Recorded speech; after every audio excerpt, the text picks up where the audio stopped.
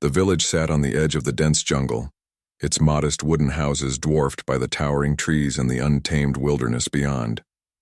Most villagers kept their distance from the forest, treating it with the reverence one gives to something both sacred and dangerous.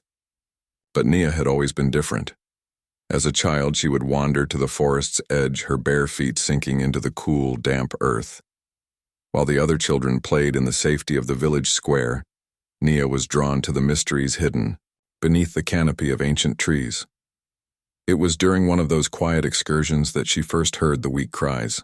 She had been 16, barely old enough to understand the weight of responsibility, but the sound pulled her in. She followed it through thick vines and muddy trails until she stumbled upon a sight that made her heart ache. A tiger cub, small and fragile, sprawled under a broken tree. Its fur was matted with dirt and blood, and its tiny body shivered with fear and exhaustion. Nia's first instinct was to run. She knew better than anyone how dangerous tigers could be, even young ones. But something held her in place. The cub's amber eyes met hers, filled with a mixture of fear and desperation. It was alone, helpless, and Nia couldn't bring herself to leave it there. She wrapped her shawl around the cub and carried it home. Her arms trembled under its weight, and her heart raced with every step. She could already imagine the villagers' reactions, the scolding, the warnings, the fear. But when she looked down at the small creature in her arms, she knew she had made the right choice. By the time she reached her house, her arms ached, and her shawl was soaked with rain and mud. She laid the cub on a pile of blankets near the hearth and began cleaning its wounds with trembling hands. The cub flinched at first, but soon settled, its small chest rising and falling in uneven breaths. Nia named him Raku. The villagers were not pleased when they found out. Her neighbor, old Tarun, was the first to confront her. "Have you lost your mind, girl?" he said, his voice trembling with disbelief. "That's no kitten you've brought into your home. It's a tiger. It will grow up, and when it does, it will kill you." Others echoed his concerns. Mothers clutched their children closer when they passed Nia's house. Men shook their heads, muttering about the foolishness of youth. But Nia ignored them. Raku was her responsibility now. Raising a tiger was no easy task. In the beginning, he was small enough to sleep curled up in her lap, his soft purrs lulling her to sleep. But as the weeks turned into months, Raku grew, and quickly.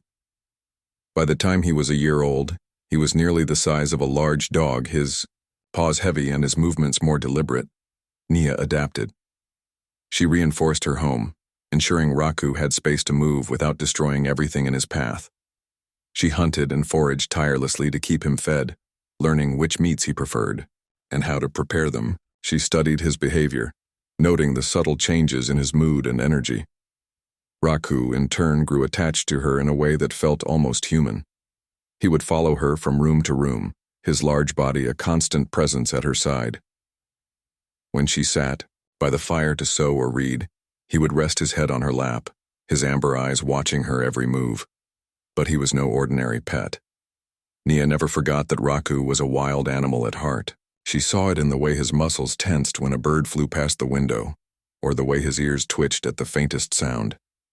She respected his instincts, knowing that trust was the only thing keeping their fragile bond intact. "Never touch him," she would tell visitors who came to her home. It was a warning she repeated often, her voice firm and unwavering. "He's not like a dog or a cat. He trusts me because I raised him, but he doesn't understand strangers. If you touch him, he'll think you're a threat." Most people listened, their fear of the tiger outweighing their curiosity. But not everyone heeded her warnings.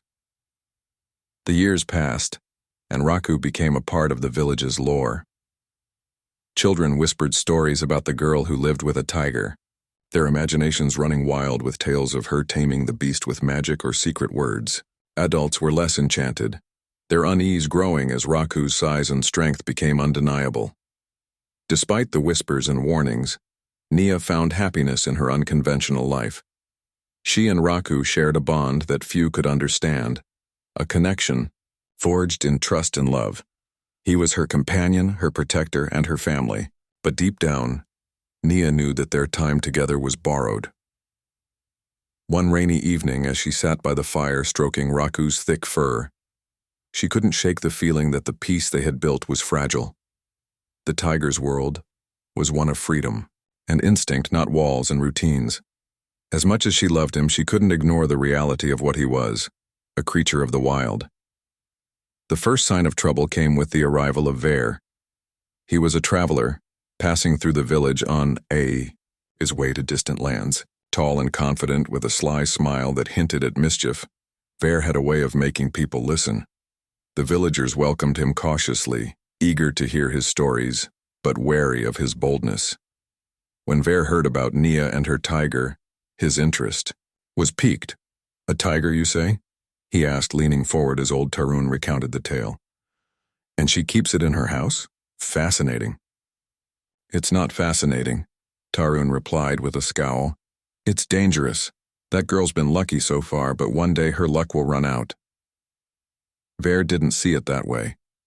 To him, the idea of a tiger living with a human was thrilling, an opportunity to prove his own bravery. Against the villagers' advice, he made his way to Nia's house the next morning, curiosity and arrogance driving him forward. When Nia opened the door and saw the stranger standing there, her expression was wary. She had seen his type before, men who thought they could tame the untamable. "I've heard about your tiger," Ver said with a smile that didn't quite reach his eyes. "I'd like to see him." Nia crossed her arms, her tone firm. "Raku isn't a sideshow. He's my family, and he doesn't take kindly to strangers." "I mean no harm," Ver insisted. "I just want to see him. From a distance, of course." Against her better judgment, Nia allowed him inside. She kept a close eye on him, her every instinct telling her to be cautious. Raku lay near the window, his massive body stretched out in the sun. He opened one eye as Ver entered, his gaze sharp and unblinking. "Beautiful," Ver murmured, taking a step closer. "That's close enough," Nia warned. But Ver wasn't listening. He crouched low, extending a hand toward Raku. The tiger's ears twitched, his tail flicking once against the floor. Nia's heart raced as she moved to intervene, but it was too late. Ver's hand brushed against Raku's fur, and the tiger's reaction was instantaneous. He rose to his full height, a deep growl rumbling from his chest. His amber eyes burned with primal fury, and his claws extended, catching the light as they glinted dangerously. "Stop!" Nia shouted, stepping between them. Raku froze, his gaze shifting to her. For a moment the tension hung heavy in the air, the room filled with the sound of the tiger's growling breaths. "It's me, Raku," Nia said softly, her hands trembling as she reached out to touch him. "It's me." The tiger's growl faded, his muscles relaxing as he recognized her voice. Ver, pale and shaken, stumbled back, his bravado shattered. Without a word, he fled the house, leaving Nia and Raku alone. That night, as the rain poured outside, Nia sat with Raku by the fire, her heart heavy with the weight of what had happened. She knew now more than ever that their time together was running out. Raku's world and hers were too different, and no amount of love could change that. She buried her face in his fur, tears streaming down her cheeks as she whispered, "I'll protect you, Raku, no matter what it takes." The days following Ver's visit were tense. The village buzzed with rumors about what had happened, each tale more exaggerated than the last. Some claimed the tiger had nearly killed Ver, his escape a miracle. Others said Raku had attacked Nia herself, and she was hiding the truth. Nia ignored the whispers, but the weight of them settled heavily on her chest. Ver had left the village without a word, his departure as sudden as his arrival. But the damage he caused lingered. The villagers, already wary, became openly hostile. Mothers forbade their children from going near Nia's house. Men spoke in hushed tones about dealing with the tiger before it's too late. Nia felt the shift. When she walked through the village to buy supplies, she was met with cold stares and muttered warnings. Even those who once greeted her warmly now avoided her, their fear outweighing their kindness. At home, Raku seemed restless. He paced the rooms more often, his powerful tail swishing against the walls. His ears perked at every sound, his instincts heightened. Nia knew he could sense the unease in the air. Late one evening, as the sun dipped below the horizon and the forest came alive with the sounds of crickets and distant howls, there was a knock at Nia's door. She hesitated, her hand hovering over the latch. The villagers rarely visited her anymore, and an unannounced visitor at this hour was unusual. When she opened the door, old Tarun stood there, his face lined with worry. "Nia," he began, his voice low and urgent. "You need to listen to me." "What is it, Tarun?" she asked, her tone cautious. "The others," he said, glancing over his shoulder as if afraid of being overheard. "They're planning something. They think Raku is a danger to the village. They're talking about—" He hesitated, his expression grim. "Getting rid of him." Nia's stomach dropped. "They wouldn't dare," she said, though her voice lacked conviction. "They're afraid, Nia. After what happened with Ver, they think it's only a matter of time before the tiger turns on someone else. They've already started sharpening their blades, gathering traps. You know how fear makes people act." Her hands tightened into fists. "Raku hasn't hurt anyone. He only reacted because that fool didn't listen to me." Tarun sighed. "I know that. But you won't convince them. You need to do something, Nia, for your sake and for his." As Tarun left, Nia closed the door and leaned against it, her heart pounding. The thought of losing Raku, of the villagers coming for him, filled her with both rage and despair. She spent the night wide awake, sitting by the fire with Raku at her side. His presence, usually so calming, now felt like a painful reminder of the difficult decision she faced. By morning, Nia knew what she had to do. She packed a small bag with essentials, food, water, and a few tools. She also prepared a pouch of meat for Raku, knowing the journey ahead would be long and uncertain. As she worked, tears streamed silently down her face. Raku watched her with quiet curiosity, his amber eyes following her every move. He didn't understand what was happening, but he sensed the change in her mood. When she knelt beside him and pressed her forehead to his, he let out a soft rumble as if trying to comfort her. "I'm doing this for you," she whispered, her voice breaking. "You don't belong here, Raku. This isn't your home. I tried to make it one, but it's not fair to you." As the first light of dawn broke through the trees, Nia led Raku out of the house. The village was still asleep, the streets quiet and empty. She kept to the shadows, her heart racing with every step. If anyone saw her, they would try to stop her, or worse. The forest greeted them with its familiar embrace, the thick canopy filtering the sunlight into soft, dappled patterns on the ground.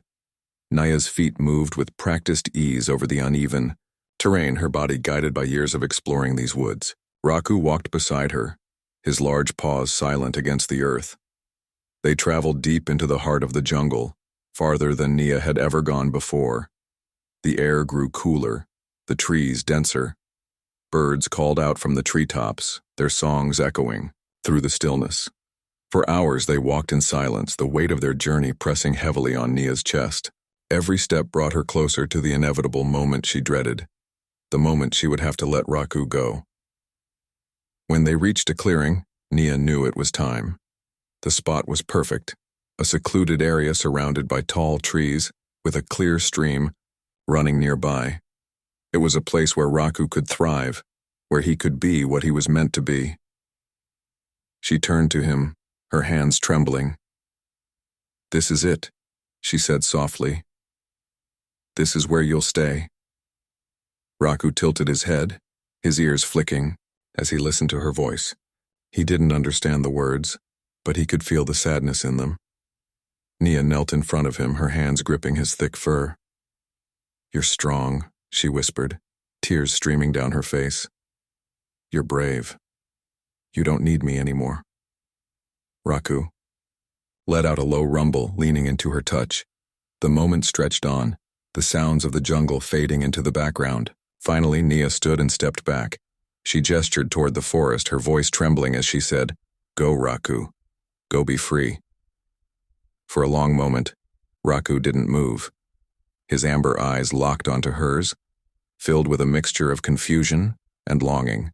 Then slowly, he turned and began to walk toward the trees. Nia watched as his powerful form disappeared into the shadows, her heart breaking with every step he took.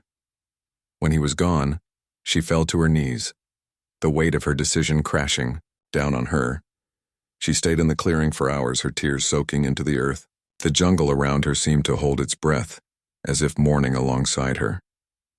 When she finally stood and began the long journey back to the village, she felt empty.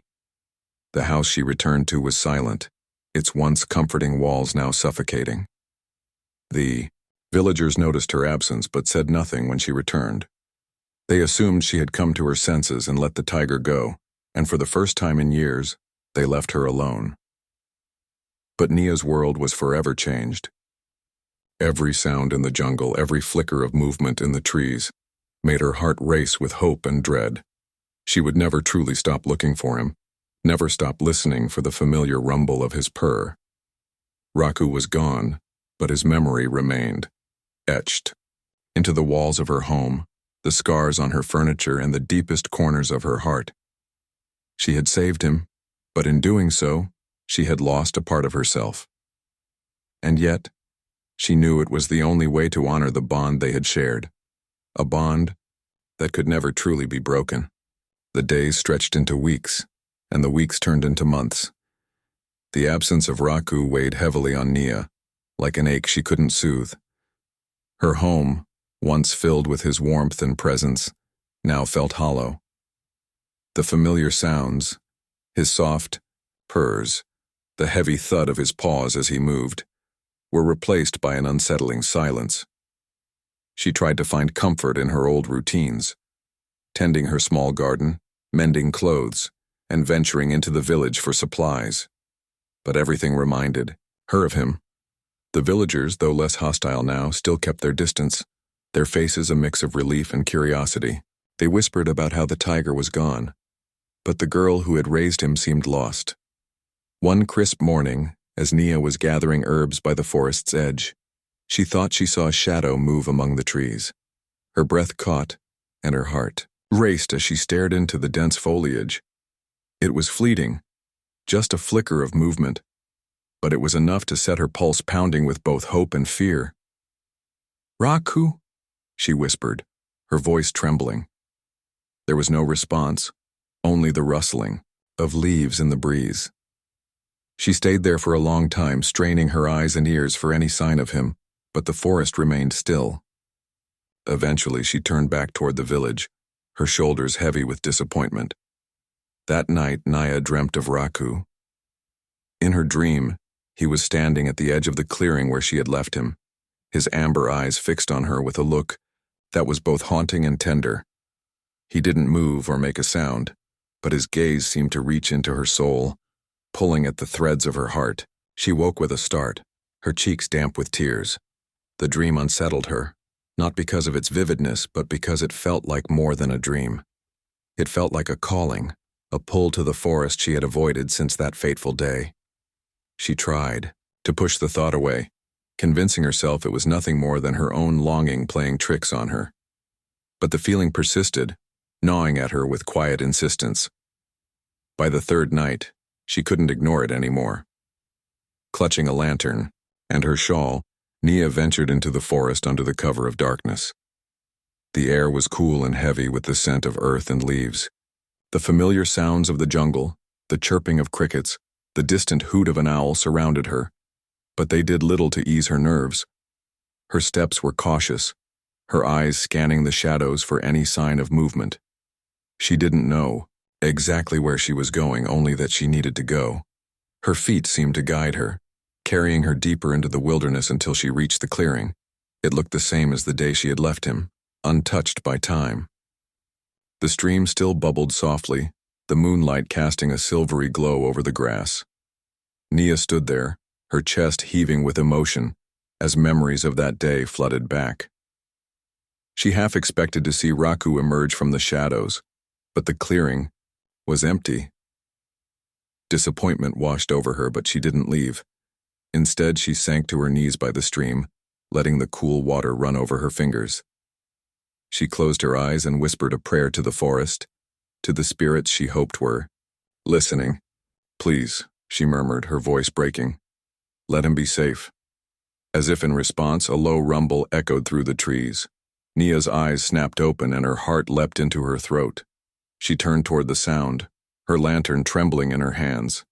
The underbrush rustled, and for a moment she held her breath. Then he appeared.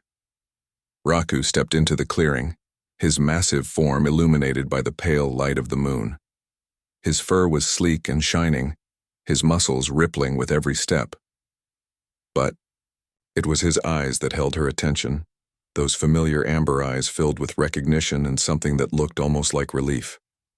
"Raku," she whispered, tears streaming down her face. The tiger let out a soft rumble and moved closer, his gaze never leaving hers. Nia dropped the lantern and ran to him, throwing her arms around his neck. His fur was warm and soft under her fingers, and his scent, a mix of earth and wildness, was intoxicating. For a moment, it was as if nothing had changed.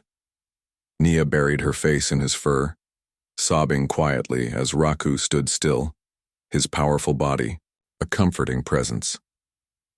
But as the initial rush of emotion subsided, she noticed something different. Raku was thinner than she remembered, his ribs faintly visible beneath his coat. There were small scratches along his sides, signs of struggles he had faced in the wild. Her heart ached at the thought of him alone, fighting to survive. "You've been through so much," she said softly, her fingers tracing the scars on his body. "I'm so sorry, Raku. I thought I was doing the right thing." Raku nudged her with his nose, a low purr rumbling in his chest. It was as if he was trying to comfort her, to tell her he understood.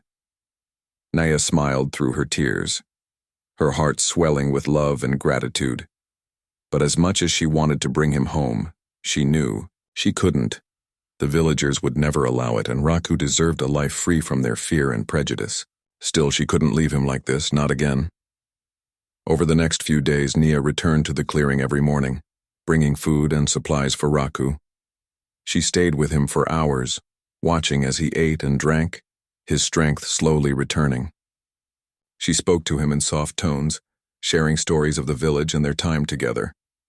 Raku listened, his amber eyes fixed on her with unwavering attention. The villagers began to notice her absences, their curiosity piqued. Tarun, ever watchful, approached her one evening as she was preparing to leave. "You've been going into the forest a lot," he said, his tone cautious. "Is there something you're not telling me?" Nia hesitated, unsure of how much to reveal. Finally, she decided to trust him. "Raku's still out there," she admitted. "I found him. Or maybe he found me. I've been helping him, but I can't bring him back. I just need to know he's okay." Tarun's expression softened. "You've always had a good heart, Nia, but you need to be careful. If the others find out, they won't understand. They'll see him as a threat, not the creature you raised." "I know," she said, her voice heavy with resolve. "That's why I haven't told anyone. But I won't abandon him again, Tarun." "I can't." The old man nodded, his eyes filled with a mixture of admiration and worry.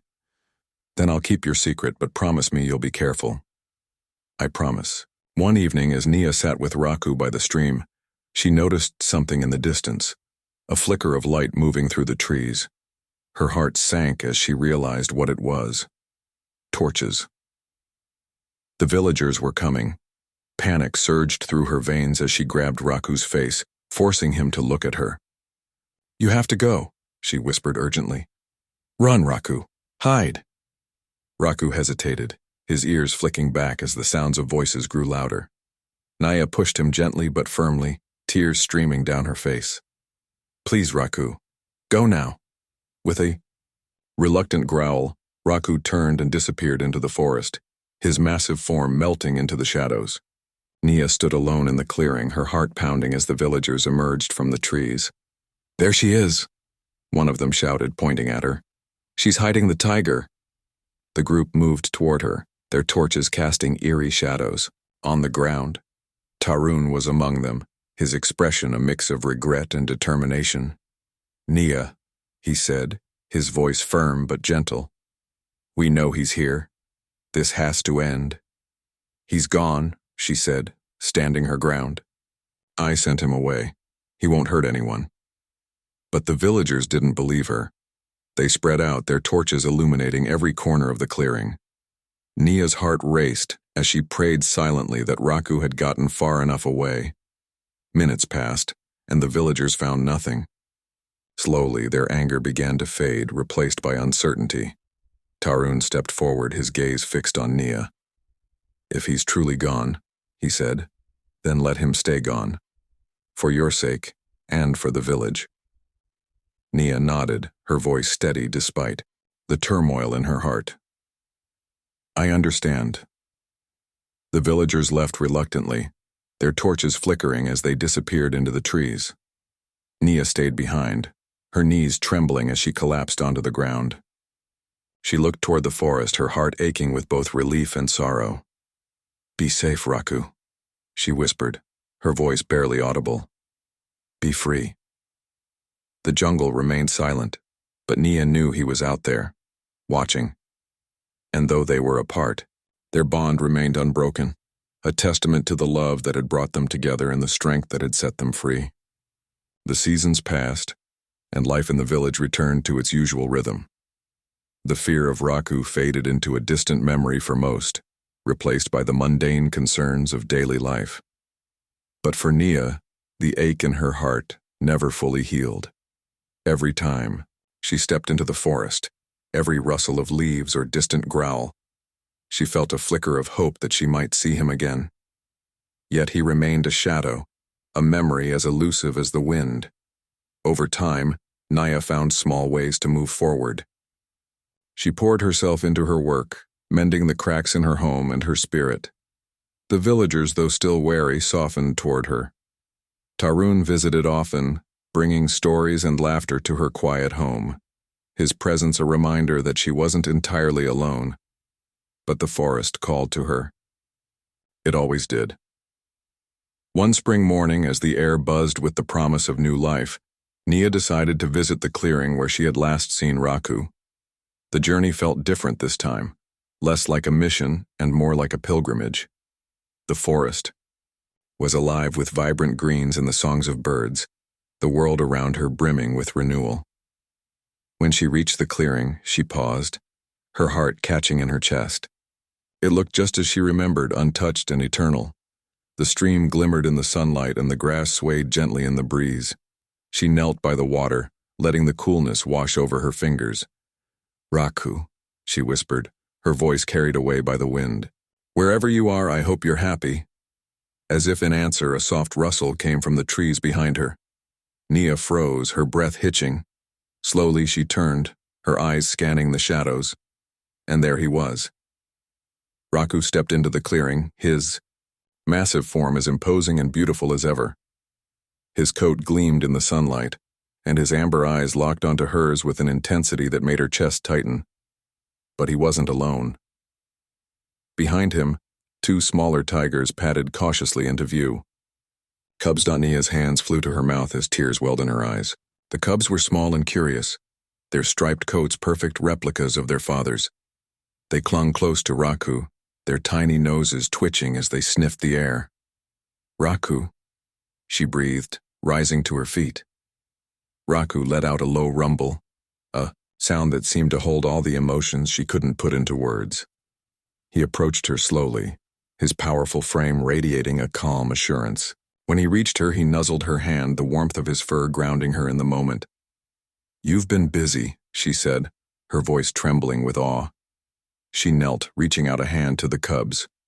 They hesitated at first, their wide eyes darting between her and their father. But Raku gave a soft chuff, a reassurance that she was safe. Tentatively, the cubs stepped forward, their small paws silent on the grass. One of them nudged her hand, its fur soft and downy beneath her fingers. The other followed, leaning against her leg with the trust of a creature who had never known fear. Nia laughed through her tears, her heart swelling with joy. She looked up at Raku, her voice soft but steady. "You're a father now." He rumbled again, his gaze steady and full of pride. Over the following weeks, Nia found herself visiting the clearing more and more. She brought food and treats for the cubs, who quickly grew bold and playful around her. They pounced on her shawl, tumbled over each other in mock fights, and nuzzled her with unrestrained affection. Raku watched over them with the vigilance of a protector, his amber eyes constantly scanning the surroundings. But when he looked at Nia, his gaze softened. It was as if they had fallen into a rhythm, an unspoken understanding between them. Nia didn't try to bring him back to the village. She knew his place was here, in the wild. And yet, she felt as though she had been welcomed into his world, a bridge between two lives that were never meant to intersect. One day, as Nia sat by the stream watching the cubs play, she heard footsteps approaching from behind. Her heart jumped, fear flashing through her mind. She turned quickly, expecting to see villagers with torches or traps. Instead, it was Tarun. The old man stopped at the edge of the clearing, his eyes widening as he took in the scene before him.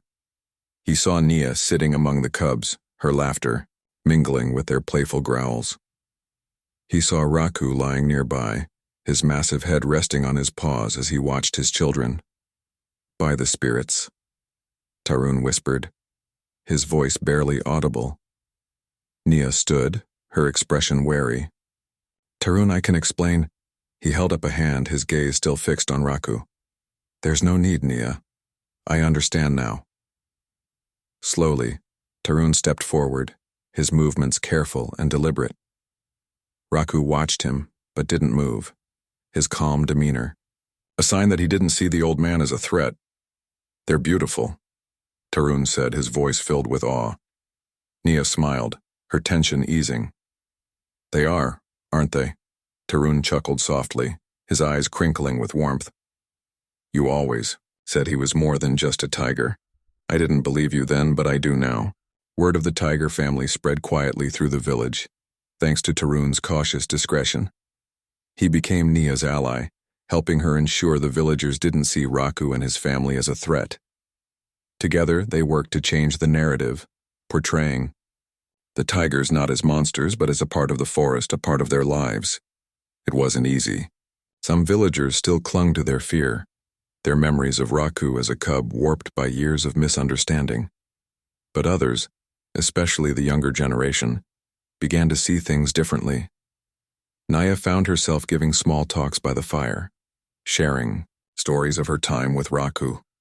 She spoke of his intelligence, his loyalty, and the bond they had shared. She described the cubs, their innocence and playful nature, painting them as creatures to be respected rather than feared.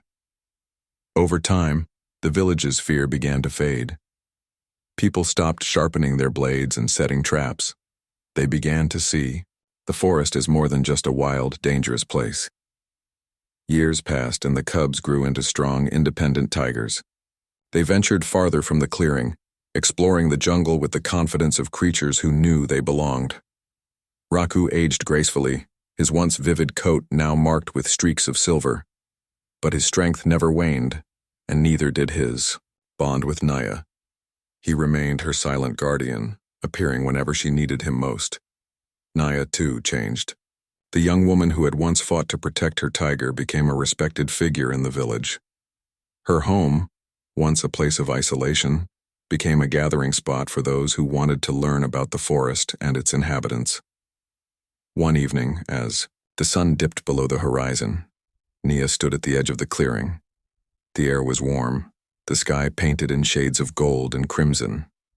Raku stood beside her, his massive frame a comforting presence. She reached out, her hand resting gently on his fur. "Thank you," she said softly. Raku turned his head, his amber eyes meeting hers. In that moment, no words were needed. They had both found their place in the world, not apart, but together.